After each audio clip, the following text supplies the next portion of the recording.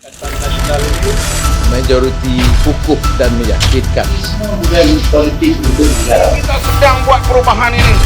Sumpah saya membentuk satu pakatan. Salam sejahtera, bertemu kembali edisi khas Mingguan 051. Saya Zawaz Yusof, antara paparan menarik sepanjang minggu ini. Benarkah PAS bakal tarik sokongan terhadap kerajaan keluarga Malaysia?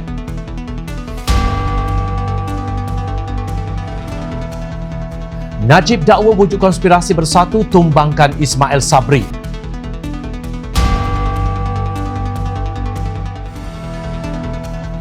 Laporan Ketua Audit Negara tidak dipedulikan, Perdana Menteri membazir duit rakyat.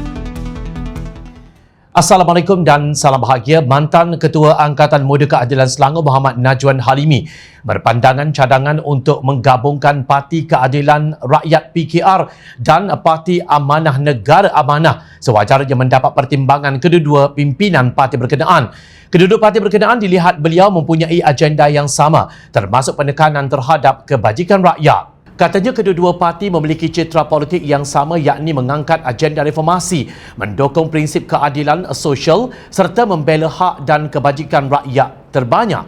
Penggabungan amanah ke dalam keadilan pastinya akan membantu melonjak dukungan serta membina keyakinan rakyat, khususnya pengundi Melayu terutamanya di luar bandar, khususnya dalam usaha memenangi sokongan mereka dalam pilihan raya umum akan datang.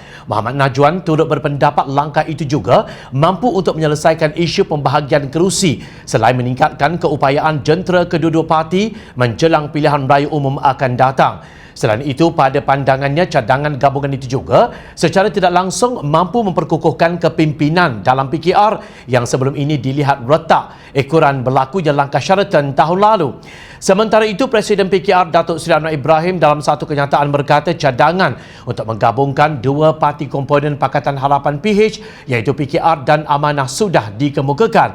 Namun pimpinan tertinggi parti belum mengusulkan perkara itu untuk dibincangkan. Katanya lagi sebarang cadangan untuk kebaikan kedua-dua parti itu boleh dilaksanakan tetapi ia perlu dibincangkan. Anwar turut menjelaskan idea penggabungan itu belum dibawa untuk perbincangan walaupun terdapat ahli yang mengutarakan perkara tersebut secara terbuka. Sementara itu, beberapa hari lalu kedengaran berita mengatakan bahawa PAS bakal menarik sokongan terhadap kerajaan pimpinan Perdana Menteri Ismail Sabri Yaakob sekiranya gagal membuat pembayaran royalti minyak terhadap kerajaan Kelantan. Ibrahim Ali yang juga Presiden Putera dalam satu kenyataan berkata sekiranya PAS menarik sokongan kerajaan tumbang dan pilihan raya umum ke-15 boleh dilaksanakan dengan segera. Sebelum ini, Menteri Besar Kelantan Ahmad Yaakob menuntut Putrajaya supaya menjelaskan status sebenar pembayaran royalti dan wang ihsan yang disalurkan ke negeri berkenaan selepas jawapan diberikan Menteri Keuangan Tengku Zafrul Abdul Aziz di Parlimen baru-baru ini. Menteri Besar Kelantan itu berkata kerajaan keluarga Malaysia yang dipimpin Ismail Sabri Yaakob mempunyai 114 ahli parlimen dengan hanya 3 majoriti undi. Dalam jawapan bertulis di Dewan Rakyat pada 25 November lalu, Tengku Zafrul berkata kerajaan pusat hanya menyalurkan wang ihsan atas pengeluaran petroleum di perairan berhampiran Kelantan.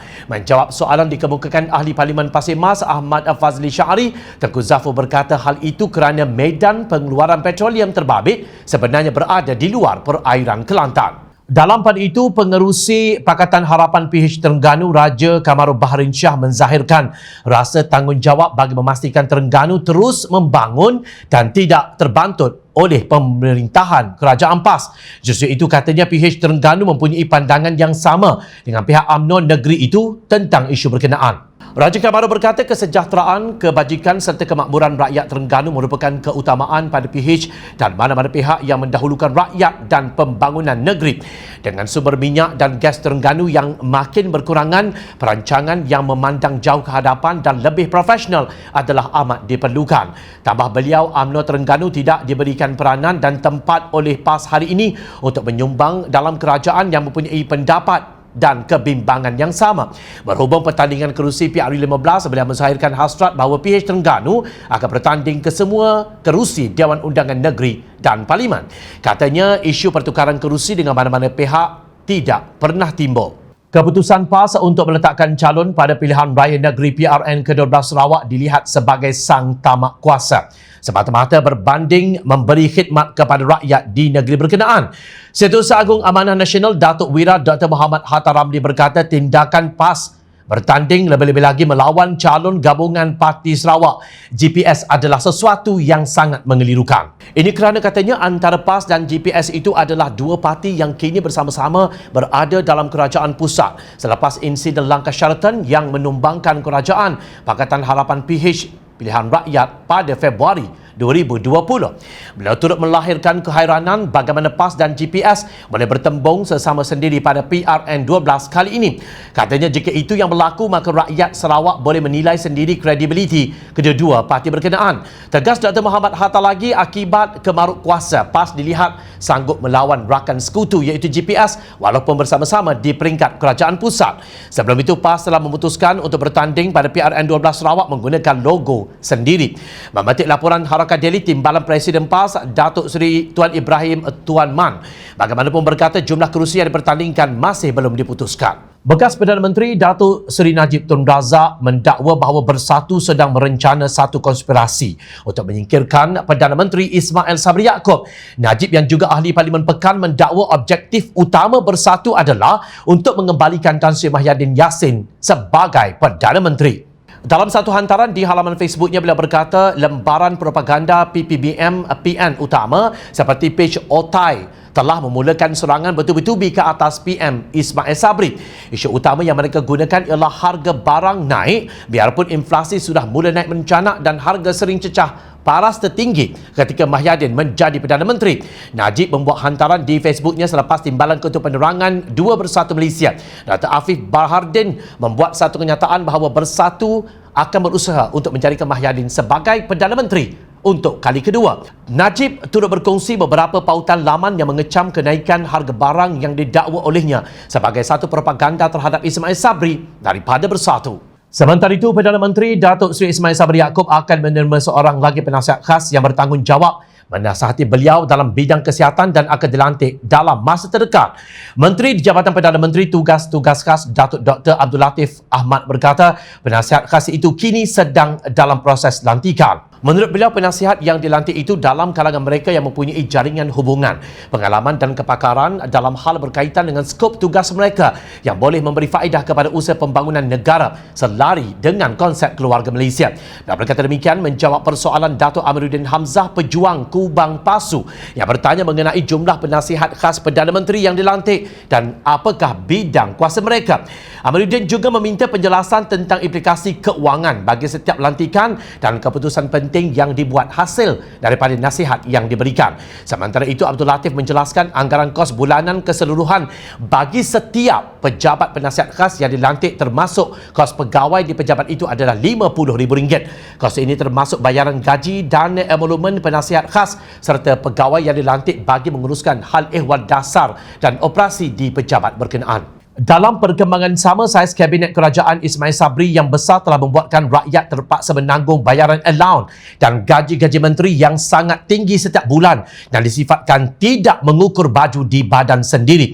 Ahli Dewan Undangan Negeri Adun Taman Templar Muhammad Sani Hamzan menegaskan bahawa tidak sepatutnya duit rakyat dibazirkan dengan lantikan-lantikan penasihat yang tidak tahu apa fungsinya. Beliau membandingkan dengan negara China yang mempunyai populasi penduduk sehingga 1.2 bilion orang namun mempunyai kabinet kecil sekitar 25 orang jemaah menteri sahaja. Manakala Amerika Syarikat pula rakyatnya ratusan juta orang, tetapi saiz kabinetnya lebih kurang 25 orang sahaja. Sedangkan Malaysia hanya memiliki 33 juta penduduk. Tetapi kita mempunyai saiz kabinet sangat besar dan pelantikan entah berapa orang penasihat Perdana Menteri. Katanya saiz kabinet yang sangat besar melibatkan satu perbelanjaan besar yang mana wang berkenaan adalah wang rakyat. Inilah jawatan yang diwujudkan oleh Kerajaan Perikatan Nasional dan Barisan Nasional dengan menggunakan dana rakyat. Pada masa sama, menerusi muat naik hantaran di Facebooknya, Sani berkata jutaan ringgit duit rakyat dihabiskan hanya kerana mahu mengukuhkan kedudukan politik para pemimpin kerajaan tanpa memikirkan rakyat sedang tertekan dan menderita dengan kehimpitan hidup mereka ketika ini. Ahli Parlimen Johor Bahru Akmal Nasir berkata tindakan Ismail Sabri dilihat tidak mengendahkan laporan Ketua Audit Negara mengenai keparahan pengurusan keuangan kerajaan ketika ini. Dan berkata data menunjukkan kerajaan membazirkan sebanyak RM620.07 juta pada tahun 2020. Namun ia tidak sedikit pun berjaya mengunci nafsu serakah Ismail Sabri untuk terus berbelanja mewah dengan menambah bilangan penasihat. Menurut Menteri Tugas-Tugas Khas Abdul Latif Ahmad melalui jawapan bertulis Parlimen semalam, setiap pejabat penasihat Perdana Menteri yang diwujudkan akan menelan belanja RM50,000 sebulan. Pelantikan penasihat khas itu bertanggungjawab menasihati Perdana Menteri dalam bidang kesihatan dan akan dilantik dalam masa terdekat. Tambah akmal pelantikan Jamil Khair Baharom selaku penasihat agama Perdana Menteri menambahkan lagi senarai koleksi penasihat Ismail Sabri selepas pelantikan penasihat kesihatan serta penasihat undang-undang dan hak asasi manusia. Akmal yang juga Ketua Angkatan Muda Keadilan AMK mempersoalkan apakah pelantikan penasihat agama sangat diperlukan ketika ini, di mana keluarga Malaysia hari ini sengsara dengan kenaikan harga barangan yang melambung tinggi sedangkan Menteri di Jabatan Perdana Menteri Agama sudah sedia ada. Untuk rekod, Jamil Khair merupakan bekas menteri yang terpalit dengan skandal pecah amanah melibatkan wang agensi Yapim sewaktu ketika dahulu. Sudah pasti pelantikan Jamil Khair akan menimbulkan lebih banyak persoalan dalam kalangan rakyat. Baik, sekian edisi khas mingguan kali ini. Teruskan bersama kami setiap hujung minggu untuk mendapatkan rangkuman politik tanah air kita. Jumpa lagi minggu depan. Assalamualaikum dan salam sejahtera. Mencari maklumat dan berita politik yang bebas, kupasan yang tepat, panas. Dapatkannya secara eksklusif hanya di Jom Channel. Komitmen kami, rentasan berita Isnin hingga Jumaat. Berbicara dan isu semasa, kami garapkan secara langsung. Panel-panel berkaliber dan profesional. Interaktif, pandangan anda kami raikan. Jangan lupa bersama kami di setiap hujung minggu dalam edisi khas mingguan. Jom Channel, moving forward, sharing a new experience.